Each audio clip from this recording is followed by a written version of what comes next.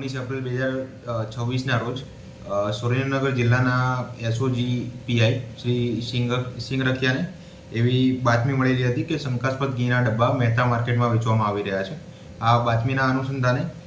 એસઓજીની team દ્વારા food and drugs વિભાગના અધિકારીઓને અને તેમની ટીમને સાથે લઈને સુરેન્દ્રનગરના મહેતા માર્કેટમાં આવેલી હિતવી સેલ્સ નામની દુકાનમાં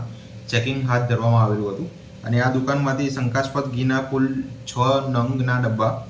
જેની કિંમત ₹60,000 થાય છે તે કબજે કરેલી હતી. આ ડબ્બા ક્યાંથી લાવ્યા તે બાબતની પૂછપરછ કરતા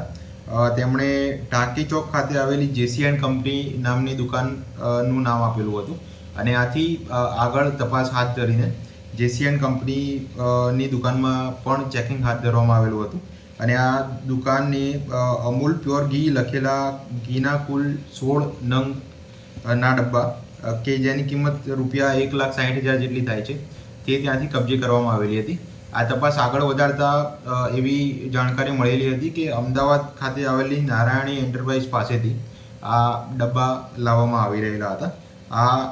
આમ કુલ આ ઘટનાક્રમને જોતા શંકાસ્પદ અમૂલ ઘીના કુલ 22 નંગ જેટલા ડબ્બા જેની કિંમત ₹2,20,000 જેટલી થાય છે અને મોબાઈલ ફોન નંગ 2 કે જેની કિંમત ₹15,000 થાય છે. આમ મળીને કુલ ₹2,35,000 જેટલો મુદ્દામાલ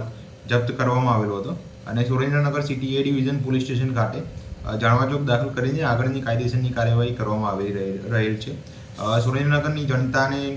અપીલ કરવામાં આવે છે કે આસપાસના વિસ્તારમાં જો કોઈ પણ આવું ભેળસેળયુક્ત કોઈ પણ ખાદ્ય પદાર્થ જણાતું હોય તો તાત્કાલિક પોતાના નજીકના પોલીસ સ્ટેશનનો સંપર્ક કરવો.